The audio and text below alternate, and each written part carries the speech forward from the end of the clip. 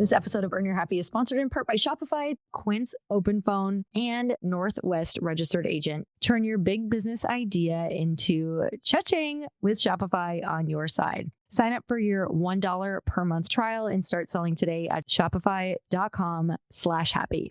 See why over 60,000 businesses trust Open Phone. Open Phone is offering my listeners 20% off of your first 6 months at openphone.com/earn. Don't wait. Protect your privacy, build your brand, and set up your business in just 10 clicks in 10 minutes. Visit northwestregisteredagent.com/earn. Let your bed match the season with cool, relaxed bedding from Quince. Go to quince.com/happy for free shipping on your order and 365-day returns. I'm in a place in my life right now where I'm not going to chase a friend or a girlfriend. If I don't like who I am around you, I'm like, I actually can't do it anymore because I have to like me. Like I have to like who I am. And that's an act of self-love. You know, thinking about in our lives, just small moments of self-love. Self-love is saying no.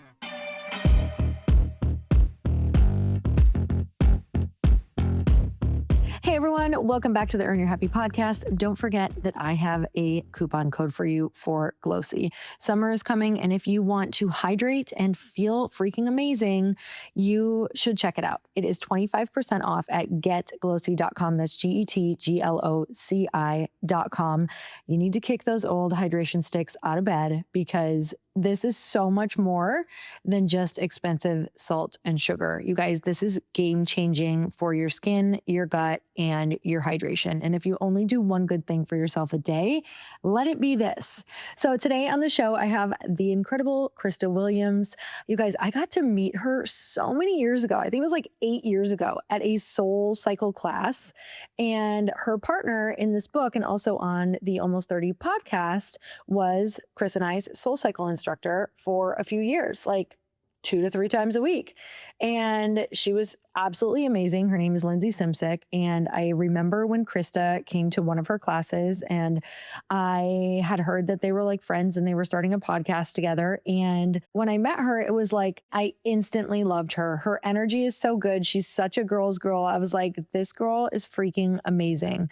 And so looking back on everything that they've done is so freaking impressive, you guys. So Krista Williams is the co-host of the top health and wellness podcast, Almost 30, which has over 120 million downloads. You guys, that's nuts. She's a public speaker, retreat facilitator, and creator of Metamorphosis, a body transformation program, and The Life Edit, a total life transformation.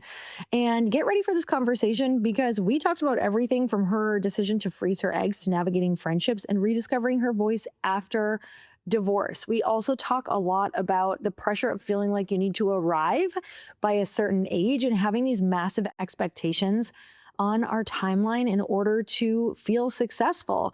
And we talk all about the messy middle of transformation. And I know you guys always love a good conversation about navigating friendships.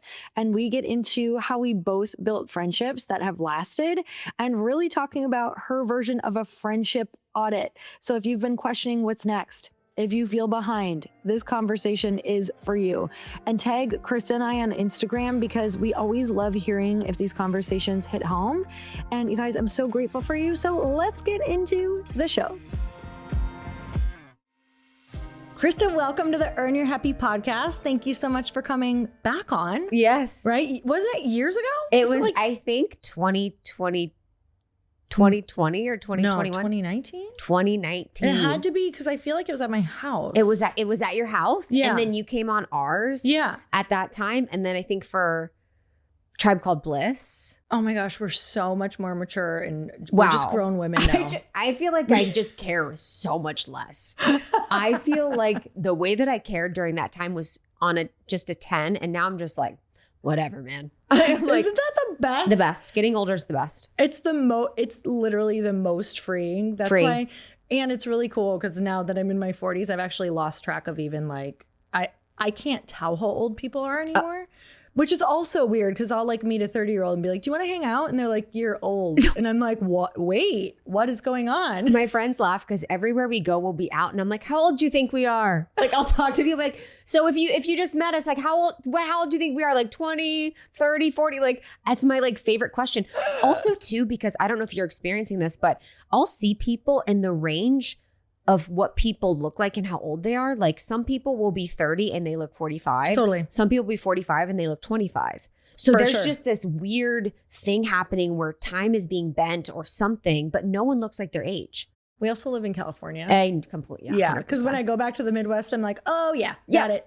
Yeah, no, same. I know. I see my people when I'm back home in Ohio. I'm like, yeah, that's what that age looks like. I remember I was in Mexico recently, or no, I was somewhere recently on a trip, and I was like, wow, this is what no plastic surgery world is like. I was like, whoa. You just get desensitized. 100%. You just think everybody has really full lips and long blonde Perfect hair noses here, and I'm like, wow, Honestly. okay, gotcha. It's not like that everywhere. Okay, you have been writing a book. Meaning you have been on the book journey, and the book journey is no joke. Like when people tell me they want to write a book, I'm like, do you really want to write a book? Because like you're number one, you're not even going to make it to the end if you don't want to write a book, because you have to really want it for so many reasons. Yeah, I think it's a lot like, maybe, I don't know this, maybe I will know this, but like motherhood, where you're like, yeah, I want to have kids. And then you have kids and you're like, I didn't even understand what was going on. And writing a book is a whole process. And I remember people like you would tell us, you know, it's a thing. Are you guys ready? And, you know, we felt ready. I feel happy about it. But I think what's applicable to the audience is just whenever you have a big project or something that you've really dreamed of, that you're going for in life, how many things can come up in that process? And I think for us, I'm so proud of the book. It's better than I could have ever imagined. I'm so hard on myself and I just absolutely adore it. And whenever you're doing something where you're putting yourself out there, where you're being visible, you're being seen, you're using your voice, so much will come up for you, especially if you're a woman. So much fear, so much mindset stuff, so many of the voices and narratives. So I've been really struggling, to be honest, mentally with kind of the conversations in my head and that inner critic and that perfectionist part of me that's really been very loud during this time when I know I'm expanding and growing. And so the louder for me the fear is, or the bigger the fear is, the bigger the up-level opportunity. I know that this is such an up-level opportunity. I know this is such a space for me to really step into. But when we're at that point, the voices are going to be the loudest. Okay, so what are some of the things? Because I know for me, like there would be some days I would write.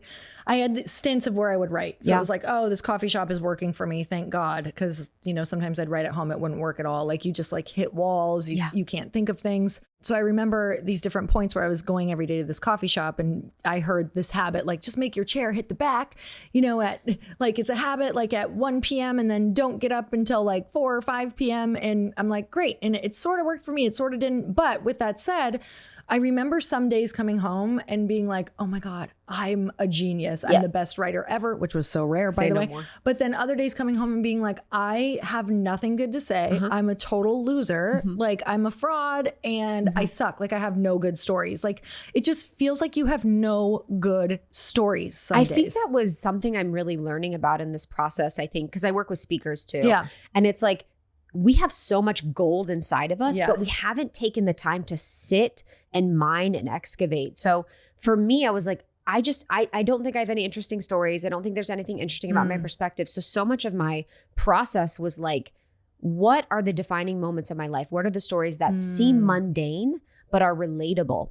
Oftentimes speakers share stories that are very mundane, but they're very relatable. You know, it's like the simplest things. Brene Brown is an example. Like many of her stories are very simple about family, very simple about the home, but they're just very relatable and they hit on the point. And so I had to give myself so much permission in the process of like allowing myself to be okay with simple stories and being okay with simple things that really drive the point home, but are my truth. But in the process of writing, you know, it's funny. And I don't know how, I'm curious of how your promotion process was. The writing process for me was a joy. I had the best time sitting at home in my pajamas, being a little slob, you know, just not being bothered. Book slob. No one's bothering me. I'm a little book slob. I'm just snacking. I'm hanging out. And I didn't force myself to write every day. I was the procrastinator. Our editor was like, yo, like I would be like, all right, you have like 5,000 words. I'm like, cool, give me a day. And I'd have to wait and I would just let it all come out and then move through it. So I never force myself to do it. That's just not how I work. But what's been challenging for me where the mindset stuff has come up is on the marketing promotion. And I think you're so good at that. Like you're so good at networking, relationships. Like that's such a beautiful skill of yours. For me, I can go internally. I think I'm a genius. Again, I'm like, oh yeah. But then when I have to go and ask for help or receive or, you know, put myself out there, that's where I get really stuck. And that's where I found the biggest challenge. So like what's going on in your head when you do that? Okay, Yeah. you got to be the book slob, you crushed it.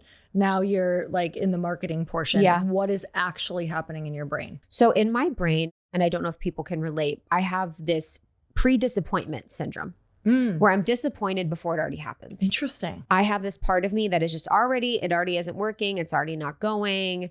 You know, we knew it wasn't going to work, kind of pre-disappointment. So that's one of them. And then it's also receiving. So many women struggle with receiving, struggle with first asking for help and then second receiving that help. And I think in the process of a book, it's fully about cashing in on the chips, on the relationships that you have, on the people that you've developed connections with. And you really, really, truly have to ask people for help. You have to be clear. You have to be upfront. And so being able to take time to do that has been really hard for me because normally I'm someone that tries to give as much as I can or support other people, or I'm not usually in the phase of receiving. So receiving has been challenging. And then I think third, I have such big expectations for myself in my life. And I think the people that I compare myself to are people that have been doing this for twice as long, you know, have twice as many resources. I know we probably compare to the same people, to be honest, but it's like, you know, you're just comparing yourself to people. Yeah, literally. I'm like, everyone knows. I'm like, it's just people that are way ahead of me.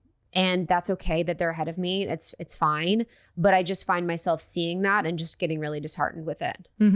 Where do you think the expectation of already being disappointed, like, or it not working, where do you think that came from? Have you sat with that? Yeah, of course. Yeah. I mean, that's the thing with me. I'm going to sit with it all. But yeah, that part of me, it's a protective part. So I practice something called internal family systems. It's a psychotherapy technique, which I love. So I really work in parts. So whenever I'm talking about a feeling, I often pull it as a part. So there's a part of me that believes that to keep myself safe, I have to say that I'm disappointed already instead of having that expectation and being let down.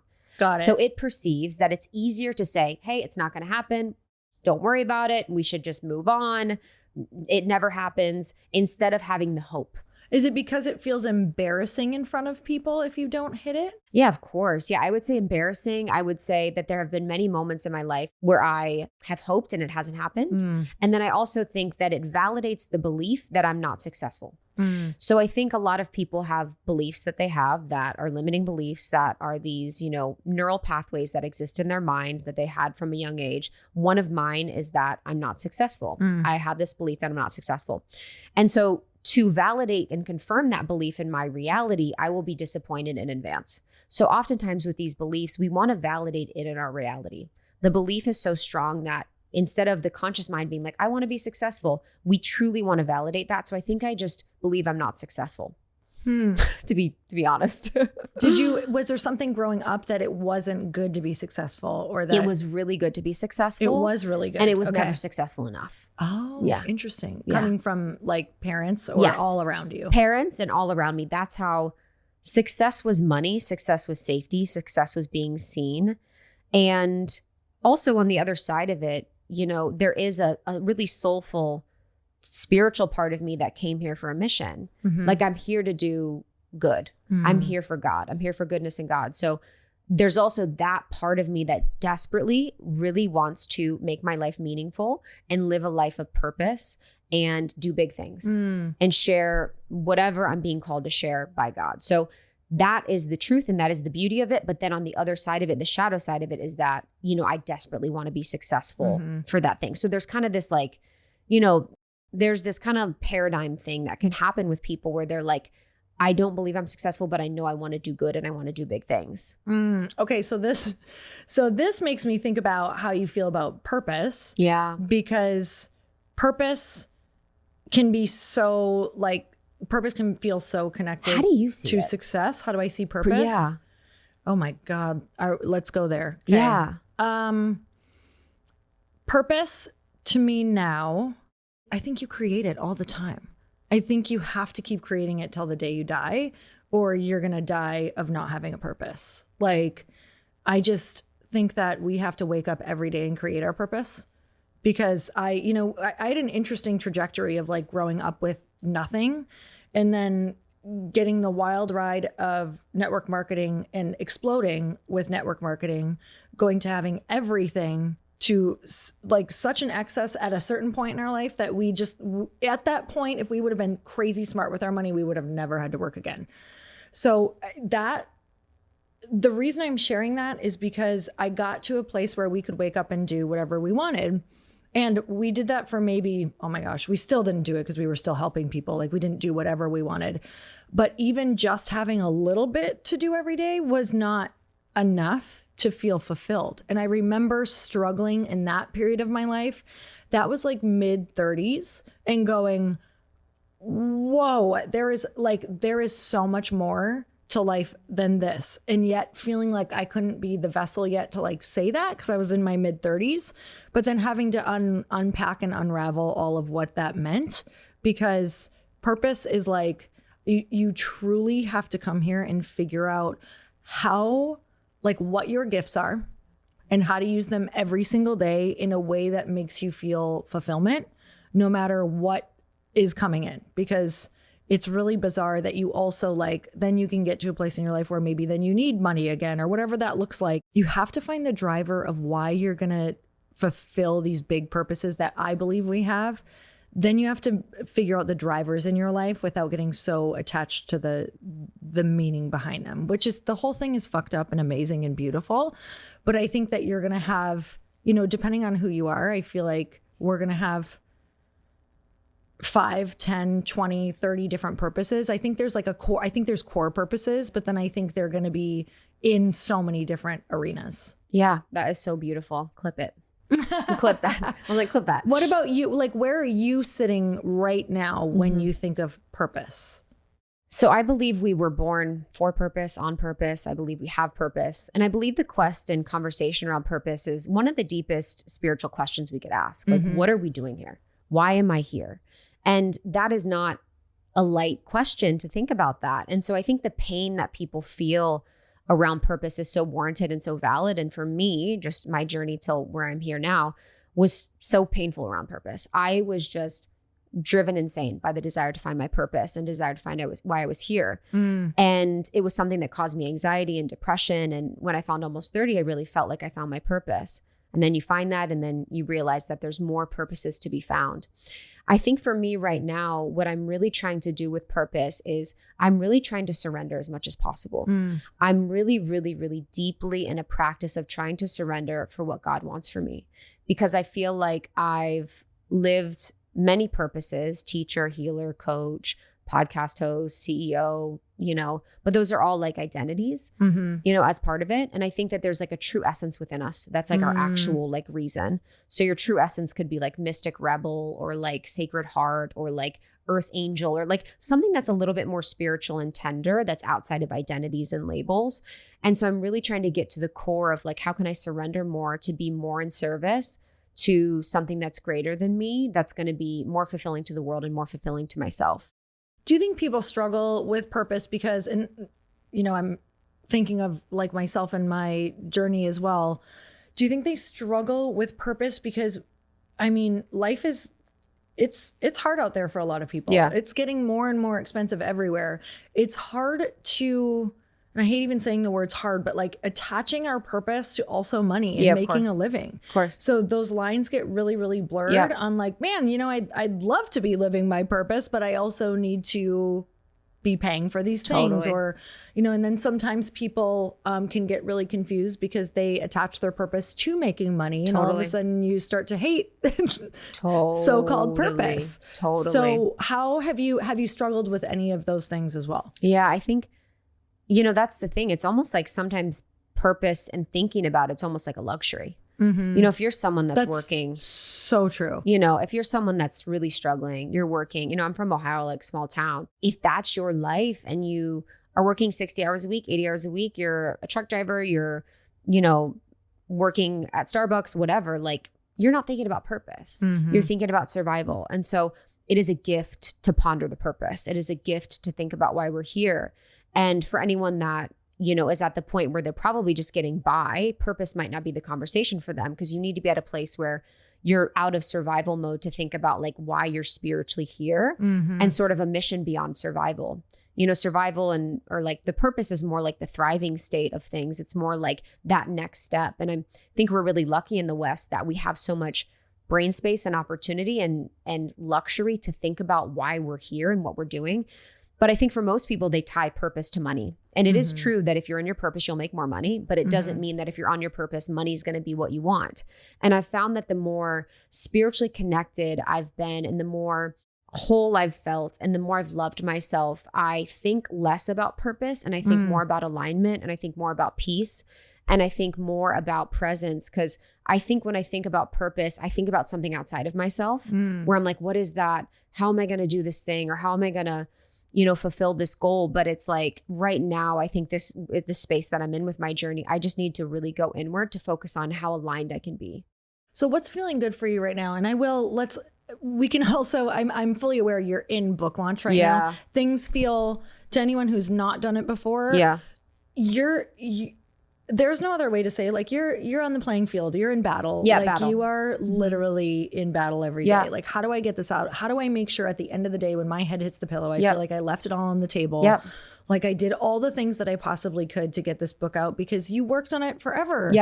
You like work on it. It's like, up till right now, it's like your life's work. A lot of it is in 100%. There, your stories. So it's important to push that out to the world and market it and do the things. But what are you feeling, if you could pull yourself out of where you're at, what are you feeling is like, what's the purpose for you right now? Like, where are you feeling most called and what's bringing you the most fulfillment? I think I work with women. So my work is with women, almost 30 is a community of women. And then also with my retreats and my coaching and the programs that I do, it's with women. And I think what's really just keeping me up at night and something that I see with so many women is just this general lack of self-love and a deep desire to do more in life, to be more of who they are, to acquire all the spiritual knowledge, all the wellness knowledge, all of the things, but yet at the expense of loving themselves less. And I feel like I just so desperately want people to find peace and wholeness within themselves. And if that's going to be through parts work, if that's going to be through therapy, if that's going to be through healing retreats, that's going to be whatever. I think our whole life begins on the other side of accepting ourselves and like being okay with who we are and being at peace with who we are and having that peace within our bodies and then our mental health. So I think I'm really just noticing that as a trend among women that are doing so much, that are burning themselves out, that are responsible for, that are oftentimes breadwinners. A lot of the women I work with are breadwinners. Statistically speaking, Scott Galloway has really good work on this, but he talks about how women are now more college educated. They now are out earning men. They're more emotionally intelligent than men, and they're sort of outpacing men in a lot of different ways. So not only are they loving themselves less, but they're doing more. And it just is really this sort of thing that I'm really curious about and working with them on, and in desperate desire for these women that are doing so much for themselves in the community to like actually take a second to like love themselves a little bit more. That's such and I know it's the eternal question, like, well, how do you love yourself? And I love what you're doing with retreats, because for me, a lot of my journey of figuring that out, which I'll be on it till I die, by the way. I know. Trust me. I know. Trust me. I have days where I'm like, no, I'm good. Oh my God, I love it. Then the next day I'm like, who is this troll? Honestly. This hideous person I'm from the cave who does nothing. Yes. Yeah, it's crazy. It's much better now. Yeah. But I'll tell you, one of the biggest things that helped me was my girlfriends, my community. Oh, yeah. I feel like my friendships have been one of the biggest things that have helped me love who I am. It's almost like the more close friends that I have, the more I just stop. It's like I stop caring about the things I normally care about. They even make me feel more beautiful in a way that is not like specifically, oh, I feel more beautiful because of them, but because I'm around more women who I like who I am around. Yes. Like, I'm in a place in my life right now where I'm not going to chase a friend or a girlfriend. If I don't like who I am around you, I'm like, I actually can't do it anymore because I have to like me. Like, I have to like who I am. Yes. And that's an act of self-love. Thinking about in our lives, just small moments of self-love. Self-love is saying no. Yeah. Self-love is not pursuing a friend that's not pursuing you. Self-love is choosing to be in reciprocal relationships and friendships. And self-love is choosing to surround yourself with women that inspire you, that excite you, that love you, that see you, that like cheer you on. And I think so many women right now are in relationships with other women that maybe aren't fulfilling or maybe aren't inspiring or maybe aren't necessarily at the place that they want to be. But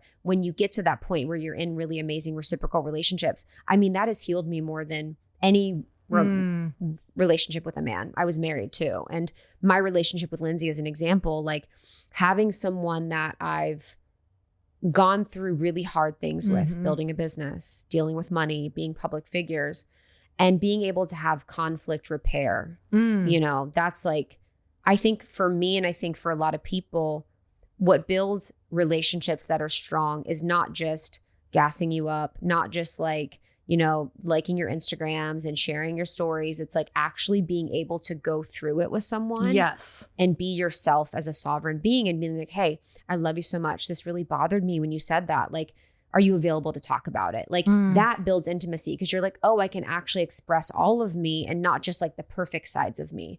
Because I felt like, you know, just as a last thing, I was in relationships where I was performing. I'm the best friend. I can do this for you. You know, I'll always be available, always hype you up. I'll always like, you know, self-erase for you. And like when I actually started to show up and express my truth, you kind of lose friends. And that's really normal. It's still painful. But I think real deep, intimate relationships happen with them seeing you truly as the amazing person you are and also going through conflict repair. Oh my God. I think what did you call it? Conflict repair, like conflict repair cycles. Repair cycles. Oh my God. That when I can think of the girlfriends I'm closest to, it's been because we've like hit a wall. Something happened where you can choose to swipe right on the relationship. Is that right? Does swipe right make you not in a relationship, or does it make you I wasn't in a on that one. I'm like, I don't know which way you swipe I know, to go honestly. not Like with when you it, double but- click the relationship. Yeah, when you don't like it. Yeah, honestly. You guys have been married way too long. I haven't been on the apps. Because, you know, when you look at even in my marriage, like it's like the harder the things that we've gone through, the closer we're getting. Yes. And one of my girlfriends in particular, like we've been through some stuff and we're the closest because we've been through some stuff. And I think it's making me sad for like the generations below us because it's like they think that when you hit a conflict that they should know better or they shouldn't have been this way or why were they like this and that is going to keep us so lonely and depressed and hating ourselves because I really do believe we find how to love ourselves through relationships. I love the comment of lonely. Yeah. I think that's so real. And I noticed that in the generation too, where they're like, you're toxic, you're a narcissist, I'm cutting you out, got to protect my peace, all these things. And of course, I'm talking about nuance. We're talking about nuance here. Totally. But it's like to not be lonely is to be seen and to be imperfect. I am so grateful when my friends show me who they really are, when they're pissed, when they're upset, when they're angry, when they're frustrated. Like I had a friend the other day, she's like, hey, I don't think I can go on our walk. And I'm like, oh, why? And she's like, I just don't feel like myself. I don't feel good. I don't feel all these things. I'm like, great. I get to love you as a person. Like, I don't want you to feel like you have to be happy and perfect all the time. And when we can really, truly love others in that way, we can love ourselves in that way. And I think going through things like you did with your husband, you were talking about, like, those develop the deepest bonds. And I want people to have deep bonds. And it doesn't mean you're fighting with your friends all the time or you have issues, but it means you're expressing yourself truthfully. They're holding and seeing you and witnessing you, expressing themselves truthfully. And you guys are coming to a place of mutual respect and understanding and an ability to really honor the person that you are and the person that they are, and then move forward. For somebody listening, how do they know when to move forward with something in a friendship? Because I had one fairly recently with one of my closest friends. And I was so hurt that like my old wounds were blinding me so much that I was like, oh, this is where it ends. And I was like, well, that was a fun, 6-year run. And like, I was so incredibly hurt that it truly brought up everything in that moment of like, this one really feels like I can't get over it. So did you express that to her? Were you in? I ended up expressing it and it brought us way closer together and it was very like understood. And she was like, I need to know all of it. You need to tell me like every last, which I think that's so, here's the thing is that if she wouldn't have done that, like invited me into that, I don't know what I would have done. I think I would have run the other way. Yes. So how can we not lose our friendships? I think that's such a great point to even bring up for the audience of the tell me more. Oh my God, tell me more. But that's someone that is emotionally regulated, emotionally mature. So what's happening in that situation is she's here and the problem is outside of her. Mm-hmm. Okay, wow, we're both looking at this. What is that? What were you feeling? Like, I'm not taking personally what came up for you. Yeah. I can work and change what I did. We can work on things, but I'm just like, wow, because I'm seeing you as, with parts work, I always see everything in parts. So what happened in your situation and scenario that's happened to me many times is you have a protective part that's like, red alert. We've done this before. We've had girls talk about us. We've had girls betray us. We've had this happen. We cannot have this happen again. We need to eject. We need to leave the situation and scenario. I think my first step in your scenario would be to go to a therapist or friend and just let it rip. I do this with my friends all the time. I'm like, hey, I need 10 minutes to rip. And that is allowing me to be imperfect, unprocessed, just to say all the things like this. She did this to me. I hated that. She did this. Allowing yourself to fully feel and move that emotion and energy is instrumental, because then you can actually find the truth. I'm not going to fake it. I'm not going to front it. So then once I've processed that, I can go to the truth of like, okay, what am I noticing here? I'm noticing this is coming up for me, betrayal. I'm noticing competition's coming up for me. I'm noticing, dishonesty's coming up for me.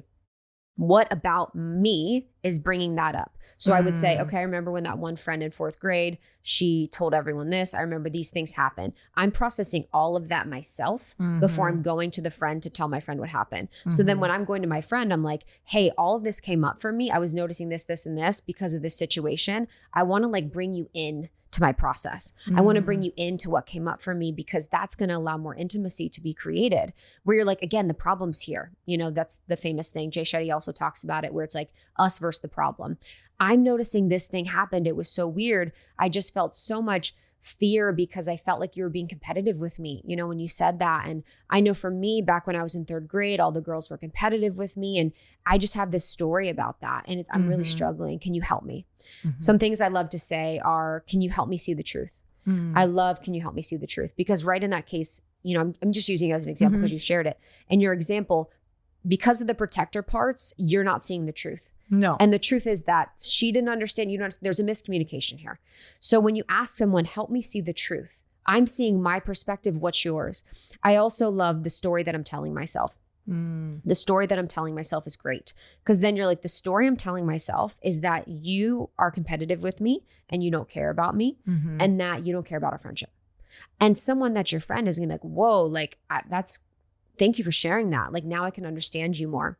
And then as a third thing, what I love to do in these scenarios to not lose friends, I love to add security statements. Security statements are huge. I do them with my team. I do them with my partners. I do them with my friends. So whenever I have something to talk about with someone, it's really important that you kind of create that security at the beginning.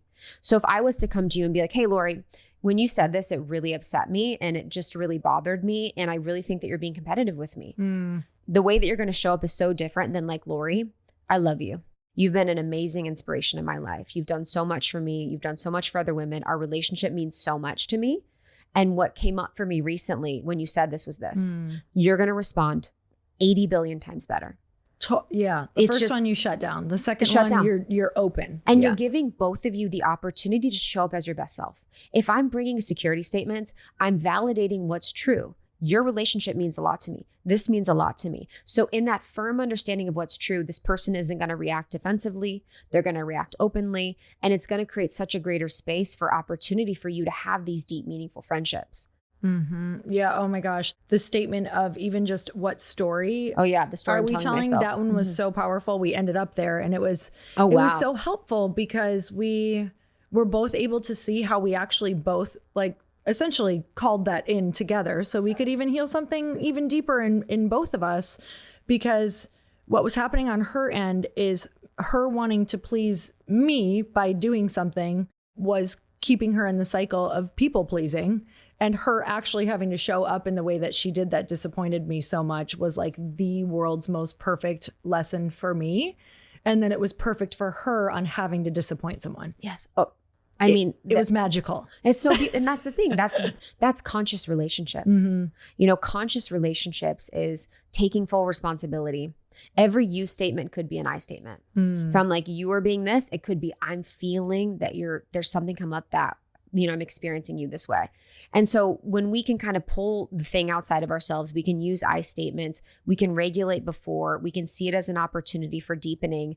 That's when life gets so good. And that's when you feel truly supported and truly seen. Because I think most of my life with my female friendships, like I now know how surface we were.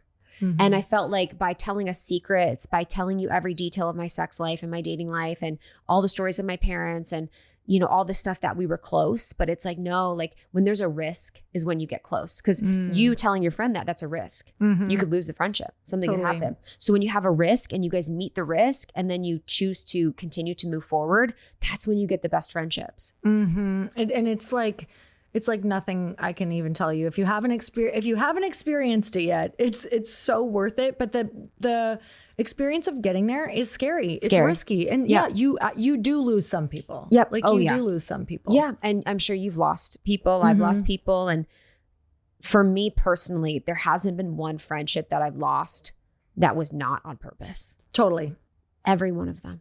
There's friendships I think about still that I'm like, wow, I loved them. Like that was hard and challenging. But for all the women that are struggling with losing friends because they're changing and evolving, or maybe their priorities are changing, they have more on their plate, or maybe they're just not the same person, just trust that even if you're in a void period, you will be aligning the more aligned friendships. And you are just in a period to be sculpted to have the friendships that you deserve.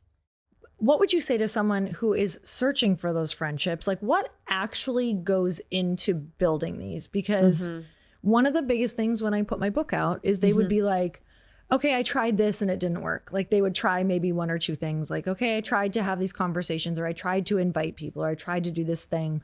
Like what has the process of building really good female friendships? Because I feel like you have really great women around you. What has that actually looked like? It looks like a lot of trial and error. It looks like a lot of friendships that go. I think for me, there was a clearing period. So I think the first step for women listening is like, you might have a clearing period. I had to let go of the unaligned friends. So like you were kind of alone. Were you kind of alone for a little while for the most part? Yeah. It was like, it was a shedding. Like I remember at one period in my life, my 3 best friends, we had all like a falling out at the same time. And I was like, oh, there's 3 pillar friendships in my life. And now I see why the patterns that we were in. So just know that like first of all, being alone is better than being with people that you don't align with. You need to make space to be with relationships that you're aligned. Second, I think is becoming the friend that you want to have.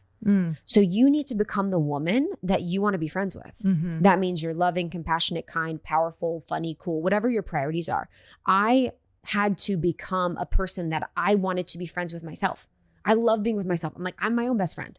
And the way that I can love and be with myself is the way that I can love and be with others. So loving myself was a second thing. And I think the third thing was having one friendship I could have as like my playground. And that might be your best friend too, that you were talking about. But Lindsay's my practice place. She's my place where I can be my full self, where I can express everything.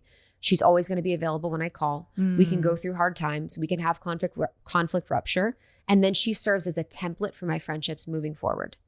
Not that everyone needs to be Lindsay, but I'm like, do you make me feel safe? I know what safety is now. Do you make me feel seen? I know what being seen is now. Do you know how to handle these conversations? I know what that is now.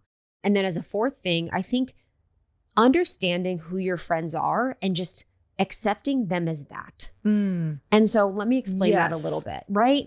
I'm like, I have a dear friend, just gets so anxious. She's anxious. She changes her mind all the time.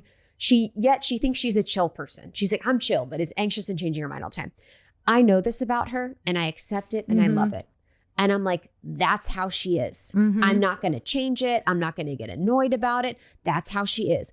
I have other friends that are like they just are like always picking things apart and always judgmental. That's how they are. And so you truly just not having the idea that something's wrong with your friends, you need to change them, you're better than them, literally seeing it as like a character aspect of them and just accepting it. I love that because I think that we can look, or what I used to do is look at certain friend circles and you just make up stories. Totally. You make up stories that it must all be perfect. They must all have the best time. They never disappoint each other. They always support each other. They must help grow each other's businesses. They must just braid each other's hair and have the best slumber parties. Yeah. Like, all the things. And now I'm like, oh no, there's like a whole lot of shit. That you disappoint each other, you make plans, maybe they're broken, people's hopes are up, like just so many things that you have to decide what you're going, like what is that relationship worth to you? And you kind of have to decide it together. Like you both have to like decide what's worth fighting for. And that's been really healing to me in my girlfriend friendships, is actually saying things like that. Like, hey, this we haven't talked in a while. This relationship is so important to me. I want to make it more of a priority. Like, how can we do that? Love that. Otherwise, you'll be lonely. Like you will lose friendships. For me, I'm not a person who felt like I had to check in all the time. Like I'm fine. Like, why can't you be fine? Like, why do we have to check in all the time? Which I don't necessarily. In fact, I try to avoid relationships that have to check in all the time. Yes. But I'm like, if I want people to check in with me, I have to check in with them. So I try to do like weekly voice notes or just different things to remember. I'll put things on my calendar with my girlfriends, like, oh, they have their launch. Oh, they had this big thing that they're doing. Or that's not my natural tendency at all. Like, it's the extreme opposite.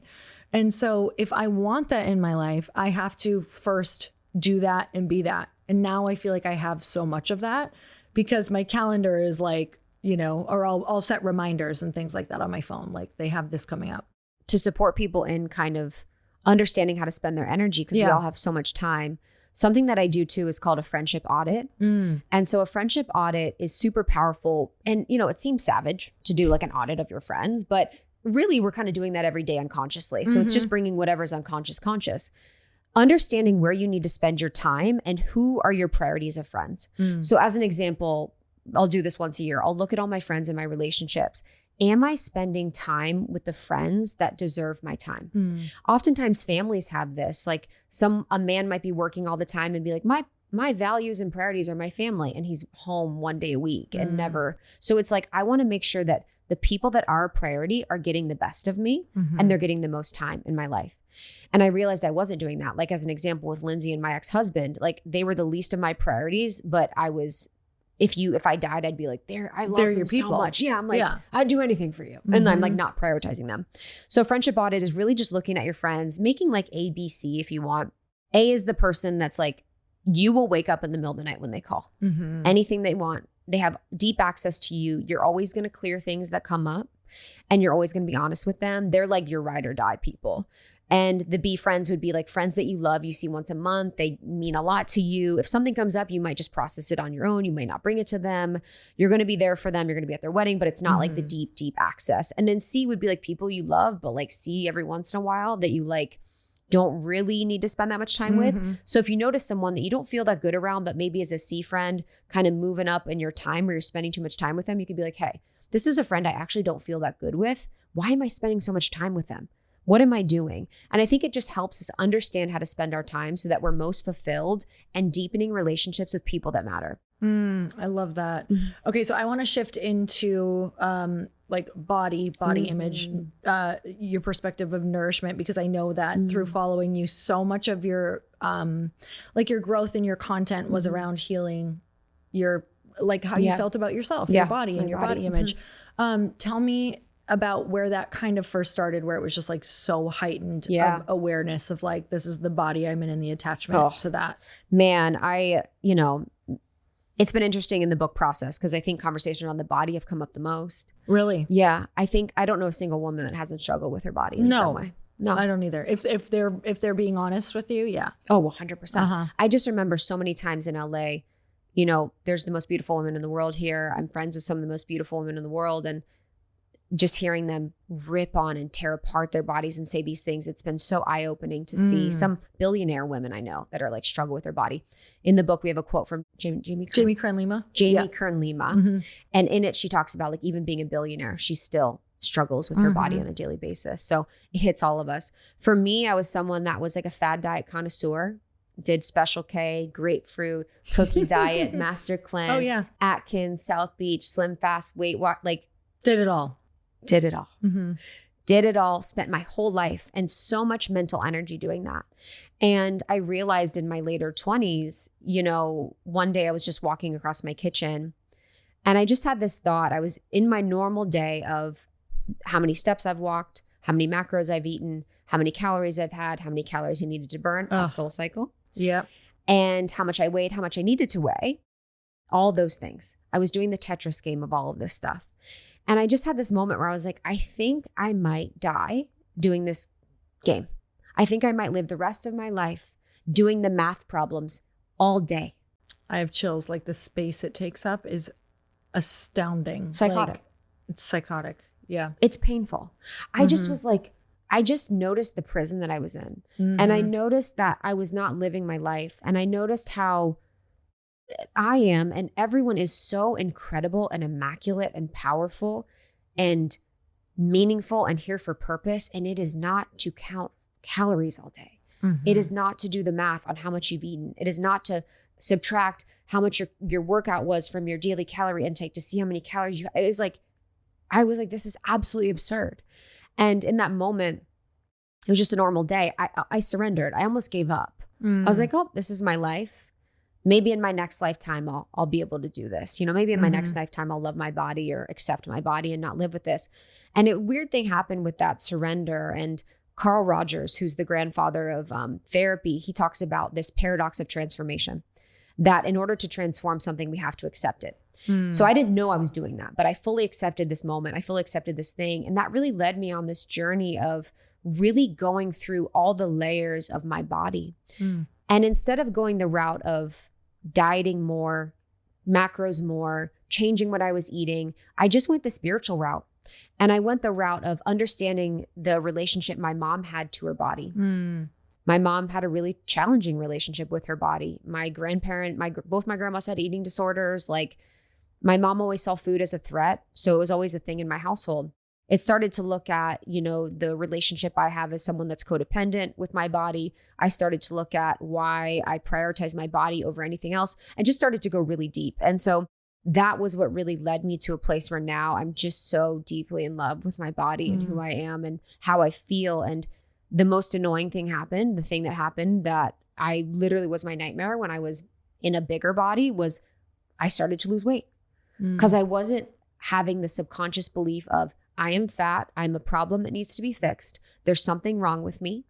I need to be smaller, constantly running in my head, in my subconscious. And that belief and that program that women are running is just absolutely ruining their lives and actually keeping them from being in a body that they love. What do you think was, so you accepted? Yeah. And at the point of accepting, what started happening to the habits? What were you noticing? Totally. Because I'm sure there were moments where because I share so much of this with you, my 20s were just the struggle of my life. Yeah. Oh my God. That voice is loud in the 20s. Oh God. It's so really loud. Especially I struggled with my weight as a kid. So you just see yourself. Your identity. You just never see, even if you lose, even when I was competing, there would be times where I still felt overweight. Yeah. You totally. it's in your head, you know? And so for you, what would you notice, what started shifting with your habits? Yeah. So to somebody who's okay, but what does that look like to, accept and surrender on a daily basis? Are you just then allowing yourself to kind of how does that playground look of accepting, dabble in food? How are you moving? What are you thinking?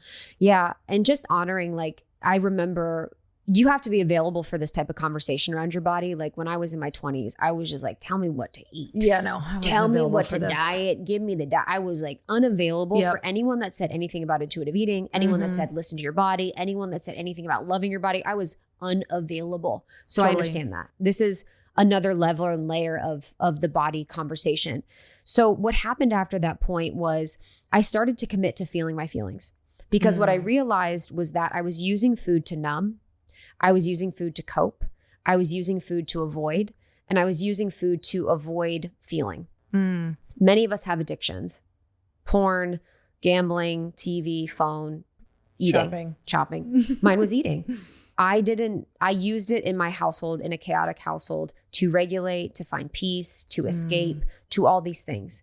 most of us in life are numbing life, and you could be numbing life through food. So I was numbing my life through food. So I committed to feeling my feelings. And that really, there's a lot of data and research on that, because you're actually then eating less calories, you're eating less often, you're not binging, and you're just allowing 90 seconds of a feeling to move through your body. Most of us are told to not cry or scream or feel or emote when we're younger. So we use food as a way to stop from doing that. So I started to feel my feelings. I committed to that. So that helped me eat less. That helped me eat more regularly. That helped me eat more peacefully and mindfully. And then I got out of a relationship, my marriage, where I was really hiding. I was really unhappy. And I was really, again, using food as my outlet. And so changing that relationship liberated me to find pleasure and meaning from life and feel like myself again in a way that I, again, didn't need food anymore. I would go to Erewhon and on the way home, eat like 2 desserts on the way home and then get like more bingey food and just binge, in the evening and try and work it out at SoulCycle the next day. And just as a last thing, I think the most practical thing people can do with themselves or with a therapist is my preference is internal family systems again. So in parts work, it was actually developed by Dick Schwartz, who worked with eating disorder patients. So my therapist is an eating disorder therapist. I've been working with her for 5 years and we don't talk about that anymore, but it was really helpful. So in parts, what's happening with the food and body conversation is that there's a part of you that believes that you have to do everything you can to be thin, to be loved, and being loved is survival. And so we have to be with that part and to help let that part know that you are loved, even if you are not thin, even if you're not the body that you want, like to pull that part and that voice outside of you to remember that like you are a soul. You are a soul that is worthy of love outside of how much you weigh. You are so much more expansive than the scale. You are so much more expansive than this life. And so when we can really be with that part, that dysfunctional part, and love her, honor her, and accept her, and then allow her to relax, to create spaciousness from that, we can really kind of see things a little differently, where the normal conversation that you had, that I have, was like, never enough, need to be thinner. This is what I need, that whole dance. You can kind of create space around it. Okay, like I see you. I see that conversation. I see that opportunity. I still have it sometimes, for sure. I got home from a trip recently and was like, I should fast today. The voice is still there. She's like, we should fast. And I was like, now I can see it, be like, okay, girl, like I see you. Like we're feeling a little puff. We got to do our thing. But it's like pulling that apart. So the voice says we shouldn't eat today. It's like, okay, I see you. Got it. It's not the voice as you, it's you as the inner mother, as the self, as the soul in relationship to that voice, and not letting that voice run you. So in those moments where there's also, you kind of have this practical moment that could take over to like, okay, yeah, I feel like shit. Yeah. What could I do? So what do you shift into instead? Because you're not feeling your best. Yes. If you like feel like not good in your body. Yeah. If you're like, whoa, I came home, I'm super bloated, I'm not feeling great. Totally. Do you just acknowledge it, or what do you do? I think it's all about the energetics behind it, because I could have that same thought of, ooh, I was in Miami last week. I was doing my thing. And I'm like, I got home, I was like, ooh, like feeling the burn. And so the thought and energetic behind it before was like, there's something wrong with me. No one's going to love me. I need to change my body now. There's like an anxiety feeling of like, I'm going to schedule every workout this week. I'm going to get my diet plan. I'm going to do these things. And now it's like, oh, I'm noticing that thought. Like, okay, how does my body feel? Like, actually, yeah, I do feel a little out of sorts. I feel like there's a better way to be. Like, I love myself enough to like commit to feeling good this week. And what does feeling good for me feel like? Maybe it doesn't feel like scheduling all my workouts, but maybe it does feel like making my meals at home. Maybe it feels like going on walks. Maybe it feels like sleeping more. And it's usually things that like exist. They can exist with food. You can be like, I'm going to eat really nourishing, colorful food all week, or I'm going to eat really well, or maybe I'm going to fast for a spiritual reason. But it's like the energetic and intention behind it is different. Totally. What have you found? Because you mentioned a little bit about your marriage. I feel like that was, I don't know too much about it at all, actually. Like what, you were married like a year? Together 10 years. Okay, together 10 years. That's right. You guys were together for a while. Yep. And then married for a year. Do you feel like all of this was attached? Like the food, tell me what you've kind of learned in that journey of like the hiding and the attachment to the food and deciding to let go of the marriage, because you did that all publicly. Like, how did that feel? And what did you learn from that? Whether I like it or not, it was publicly. Yeah, exactly. Whether I like it or you not, didn't have a choice. Yeah, it was like, it had to be public. The wedding was public. Our relationship was public. Right. He was on the podcast a few times, so I had to do it publicly. But the relationship between like my body and that relationship, I mean, said as nicely as possible, the dynamic we were in, there was a narcissistic element to that. And when you're with a narcissist, you are completely living outside of yourself and for someone else. I'm tracking you constantly. What do you need from me? How do you want me to be? And this is also me on me. I'm 100% responsible for my role. You self-sacrifice, you self-erase. There was not talk about my life, talk about me. So you're kind of just like not existing. So there's the energy of hiding in that dynamic that I was in, where I was like hiding, and then your body kind of hears that and is like, let's hide. Let's put weight on. I also didn't feel safe in the dynamic. So you put on weight to protect from a spiritual perspective. And a lot of these things are just related to spiritual concepts. So you hold the weight on your body to protect yourself because you feel like you have to. And then also I was not using my voice. And I believe that there's such a relationship between using your voice and being in a body that you love, not only because your voice is moved through your physical body and your voice is attached to the body, but because it's your expression and like your ability to be seen and your ability to be heard. And I didn't feel like I had the right to be seen or the right to be heard. So there was just this kind of avoidance of myself. There was a bypassing of the self. There was a self-erasure, and there was a prioritization of someone else over me. So I wasn't even taking care of myself. And so when you take care of yourself, you're going to be in a body that you love. But it was beautiful to have the evolution after the divorce that I had. And breaking up is the best opportunity for you to step into a life that you love. Like I just timeline hopped after that relationship. And I really want women to know that, like, on the other side of your fear about leaving a mediocre relationship or a relationship that doesn't work for you is the life that you want and is the life that you can love and be in and create. And I just have found that breakups are like the biggest portal for growth ever. Okay, so talk to me about timeline hopping, because there are some people who, whether they are in a relationship or not, or they're just like, man, I'd love to hop this timeline right now. Like, I would love to do what she just said. Yeah. What do you think are the keys to like jumping into that? Because I mean, I watched it with you. You kind of just jumped into this next level version of yourself that didn't feel, it felt like you, but next level, like on another timeline. So how does one do it? Timeline hopping is like a spiritual concept that, I have a whole podcast on it, but it's essentially kind of like butterfly effect. Like as an example in life, you have a timeline that exists of you living in Michigan still. Working, at a place by home. Yeah. No, literally. I saw it. Yes, exactly. Being with your high school boy, whatever the thing is. We have so many timelines that we exist in life. I have a timeline where I live in Ohio with my high school boyfriend, whatever. So these timelines that maybe we could meet and have a potluck in the Midwest. Honestly, like what would you bring? What would your dish be? I'm trying to think of like what kind of my vibe would be back. I'd probably bring like something. I thought I'd be being wellness, but I'd not. It'd be like kombucha. And then I'd be maybe the Skyline chili spaghetti. Have you ever had that? So I was great with bacon spaghetti. I would have brought that to your house and would have blew your mind. Wait, what's a bacon spaghetti? My grandpa would make it because it was like when you're poor, that's what they would have. But it just so happens to be the best thing ever. It's spaghetti with bacon and then like stewed tomatoes, but brown sugar. So it's like this very bacony, saucy. It's insane. But yeah, that was my Midwest. I mean, brown sugar, baby. What are you even talking about? We'd be watching football all day, like all day. And there's nothing wrong with that. That's just not the life. That's your highest expression or timeline. For sure. And so when we think about timelines, we have a lot of different availability in life when we're conscious creators of our life. I had a timeline that existed where me and my ex-husband stayed together. That I just was like, you know what? This is what love is. This is what relationships are. This is what it is. And I could have chosen that. That's available. But I also chose a timeline where I didn't know what was next.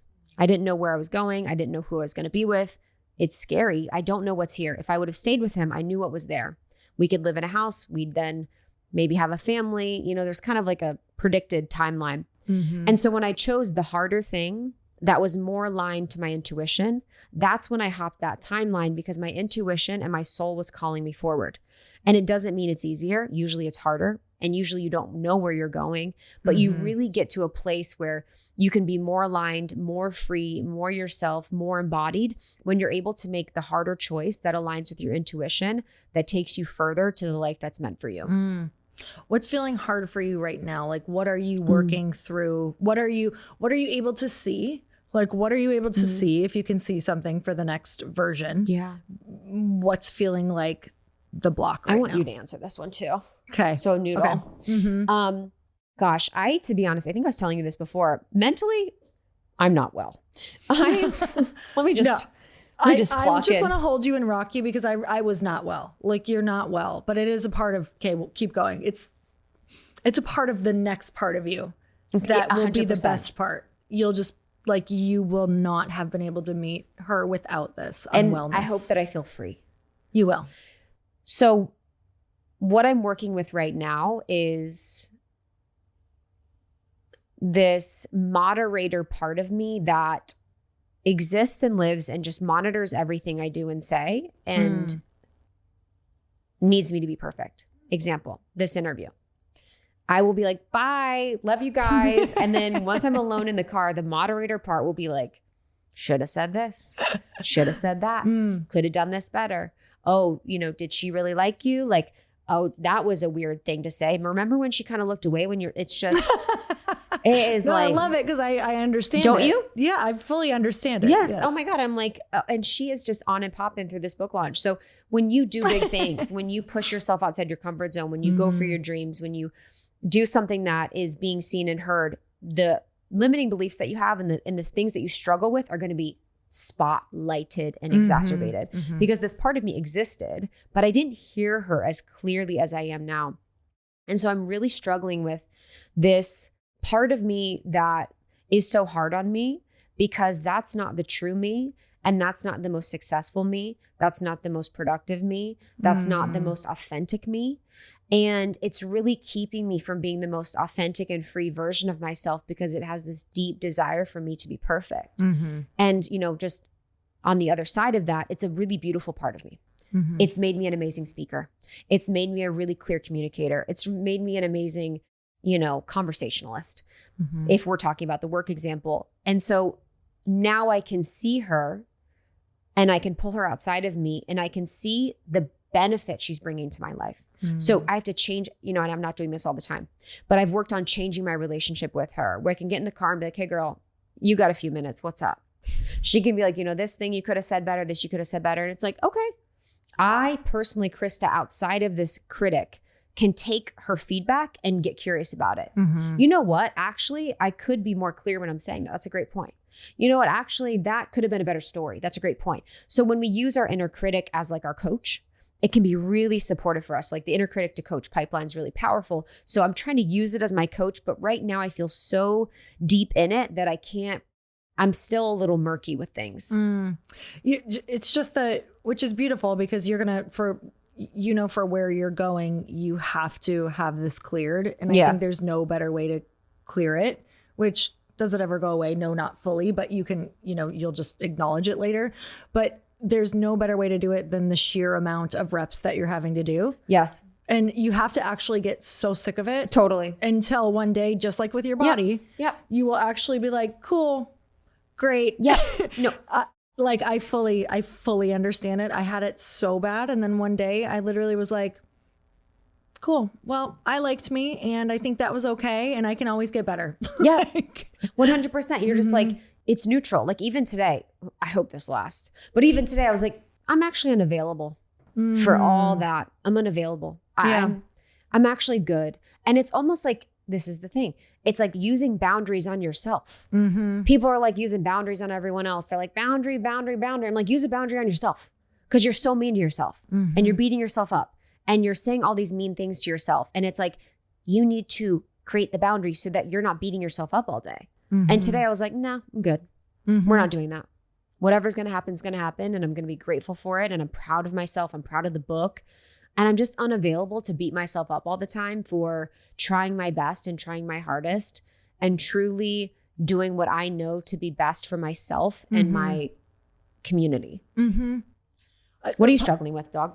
What am I struggling with?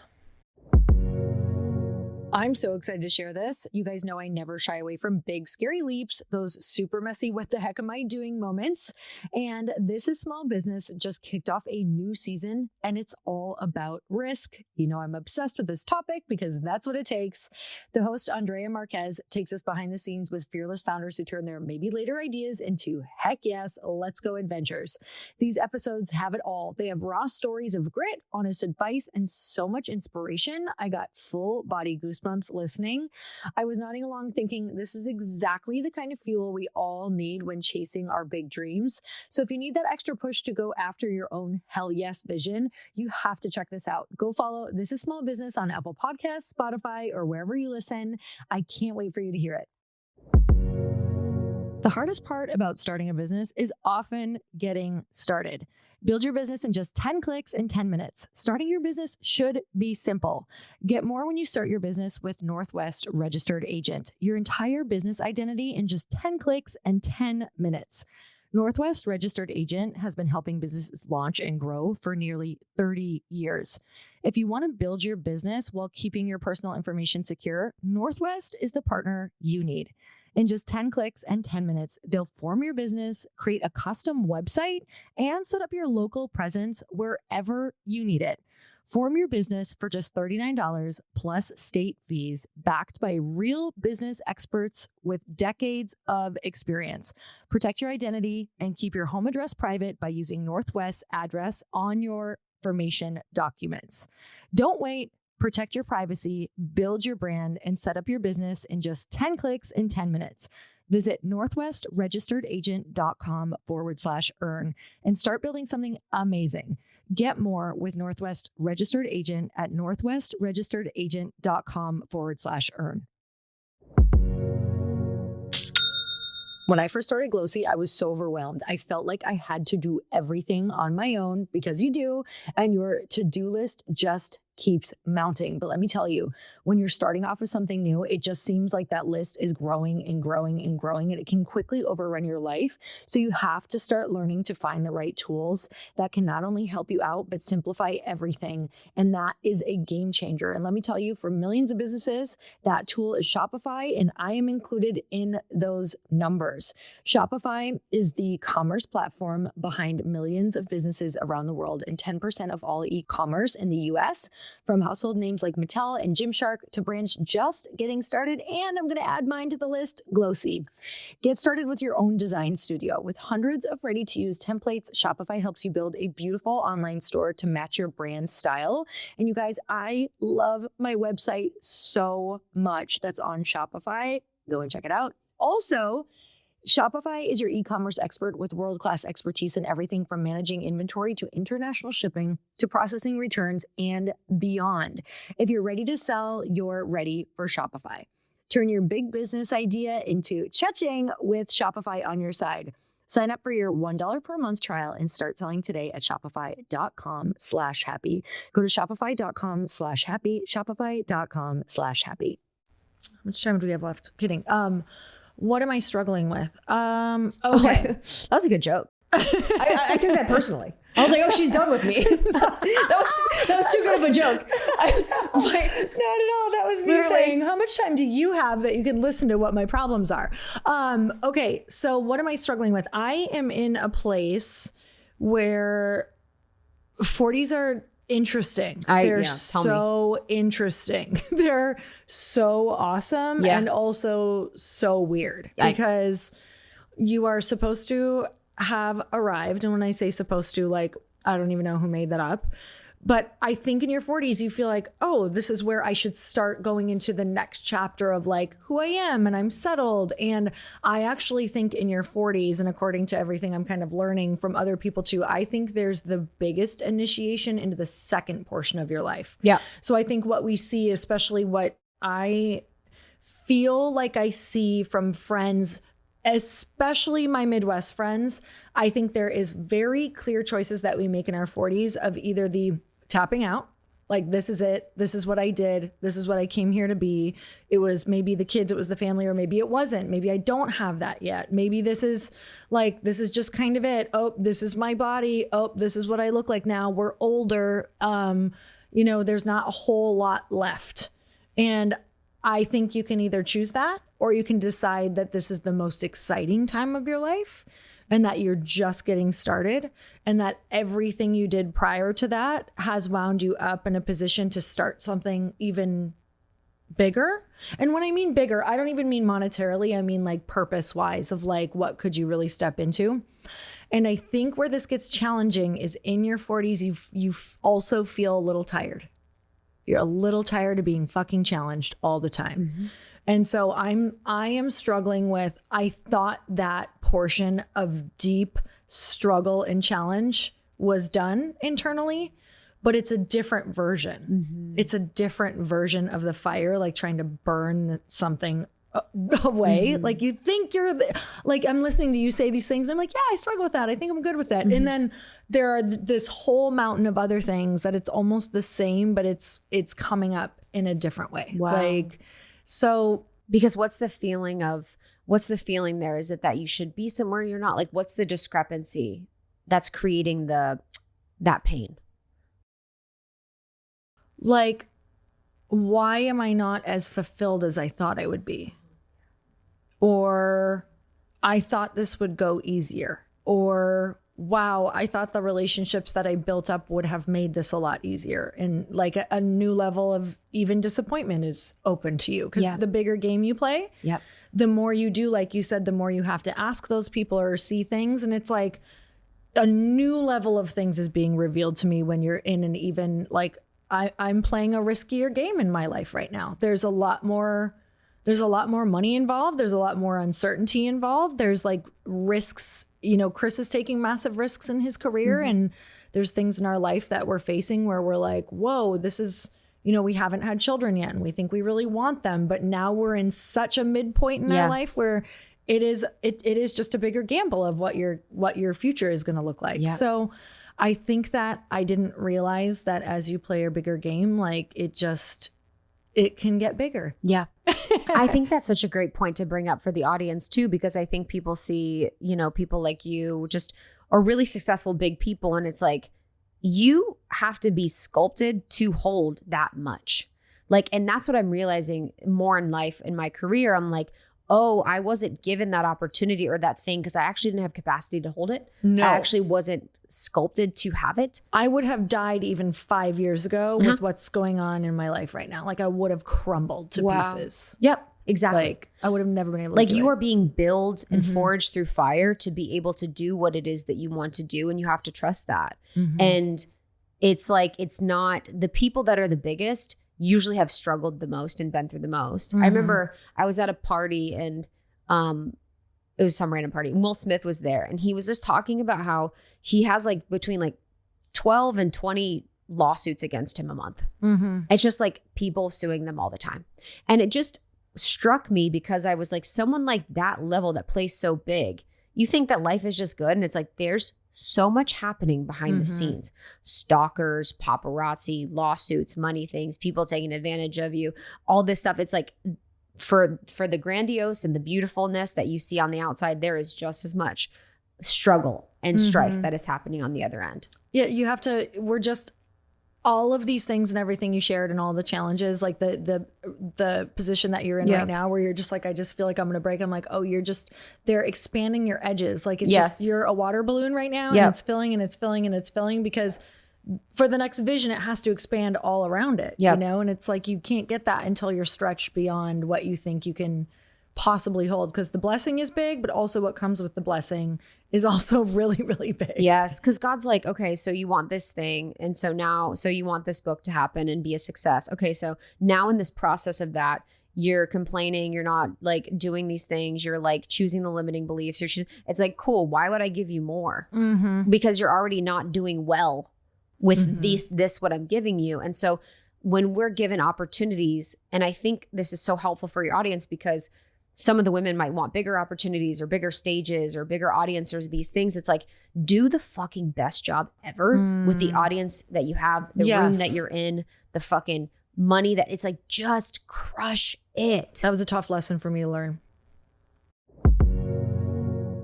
A lot of you are like me and you started your business or your podcast or your courses because you were super passionate about something and you wanted to turn it into your life's purpose and your job. But once you got started, you had no freaking idea how hard the marketing portion was going to be and how many different hats that you were going to have to wear. By the time you even get to the marketing portion, you're usually exhausted or you don't know what step to take next. And that's why I'm so excited to introduce you to Constant Contact, because it's going to help you with so many of those problems. Constant Contact's award-winning marketing platform is here to make marketing way easier and way more effective for small businesses like yours. The best part? You don't need to know anything about marketing. Your struggle with expensive, slow, and unmeasurable marketing is over. With their all-in-one platform, you can create and manage attention-grabbing campaigns in just a few clicks. Email, text, social media, events, landing pages, you name it, it's all in one place. No more juggling dozens of different tools. So I'm so glad that I found Constant Contact and can't wait for you guys to get started. Get a free 30-day trial when you go to constantcontact.com. Try Constant Contact free for 30 days at constantcontact.com. That's constantcontact.com. You guys, Chris and I have so many businesses with so many people that are really important to us. Customers whose calls we don't want to miss or don't want to miss communication with. Then OpenPhone is the #1 business phone system that streamlines and scales your customer communications. It works through an app on your phone or computer, so no more carrying 2 phones or using a landline, which Chris and I would talk about all the time, that we wanted 2 phones to just try to keep our lives a little bit separate. And with OpenPhone, your team can share one number and collaborate on customer calls and text like a shared inbox. That way, any teammate can pick up right where the last person left off, keeping responses and times faster than ever. Plus, say goodbye to voicemail. Their AI agent can be set up in minutes to handle calls after hours, answer questions, and capture leads, so you never miss a customer. So whether you're a one-person operation drowning in calls and texts or have a large team that needs better collaboration tools, OpenPhone is a no-brainer. See why over 60,000 businesses trust OpenPhone. OpenPhone is offering my listeners 20% off of your first 6 months at openphone.com/earn. That's openphone.com/earn. openphone.com/earn. And if you have existing numbers with another service, OpenPhone will port them over at no extra charge. OpenPhone, no missed calls, no missed customers. Okay, so if you came over to my house right now, I would probably make you go into one of the guest rooms and just crawl into the bed, because I am such a bedding junkie that I would need you to experience how awesome my bed sheets were. And if you know anything about me, I am obsessed with sleep because I feel like I'm such a different person when I get my sleep. I perform at a much higher rate and I'm just a whole lot nicer. And you guys, one night with Quince's European linen and you would understand the hype. These sheets are light, they're breathable and super soft, and they have that perfectly lived-in vibe. They're woven from 100% European flax linen, and they have that heirloom quality that feels like it gets softer with every wash. And the same goes for their ultra plush duvets, quilts, pillows, and shams too. Quince has everything you need to level up your bed. And the best part is, like Quince's clothing, their bedding is half the cost of similar brands. And by partnering with top artisans, Quince cuts out the cost of the middleman and passes the savings on to us. And Quince only works with factories that use safe, ethical, and responsible manufacturing practices and premium fabrics and finishes. And especially when the weather changes, I switch out my blankets. And my favorite blanket that I got from them is the vintage wash European linen bed cover. And I got it in the oat color because it works perfectly with everything that I have in my super neutral room that I'm obsessed with. So let your bed match the season with cool, relaxed bedding from Quince. Go to quince.com/happy for free shipping on your order and 365-day returns. That's quince.com/happy, QUINCE.com/happy to get free shipping and 365-day returns. Quince.com/happy. Say more. It was just it was very tough for me because I always wanted more. And I always thought that my happiness was on the other side of more people. Oh yeah. More audience, more attention. Yeah. Why don't I have what she has? And when I finally got happy with like what I'm doing, it's like I truly am the happiest I've ever been in my life right now because I'm the happiest with what I have. Yes.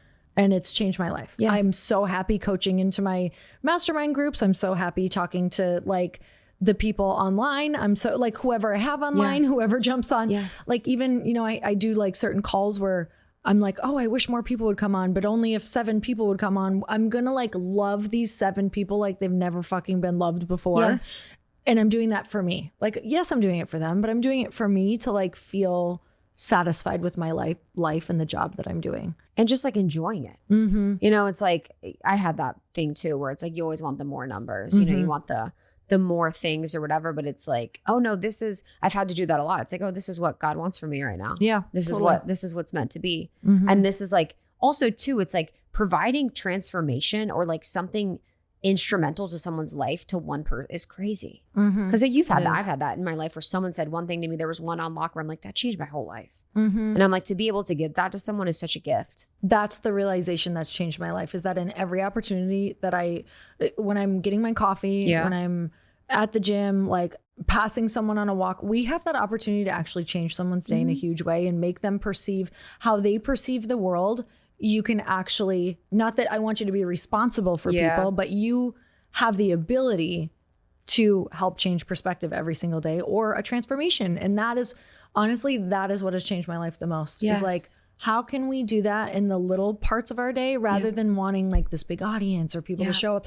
And I still want those things, but I also am aware, like, I'm so happy with these other things. Yeah. Yeah. So. I was realizing that recently in the past couple of weeks where I was like, you know, sometimes what God wants for you is to make impact, like with the Uber driver or the, you know, the barista or the server or your nanny or, you know, your husband or your partner. It's like, it actually isn't always about being on stage. It isn't always about that. And I think the more I've connected with everyone in my life that I see in a kind, loving way, the more I've loved myself, the more I've loved people, the more impact I've made. And anyone that's listening, whether you have a job or not, you're an entrepreneur or not, can make an impact where, and this is cliche and corny, I understand, but it's like, you can make an impact wherever you are just by being kind to people or being loving to people or being present for people. And you never know where that's going to go, even outside of just enjoying it more yourself. And I think that that's what starts to expand what you get to impact Yes. is when you start to like really appreciate that you get to do those little moments.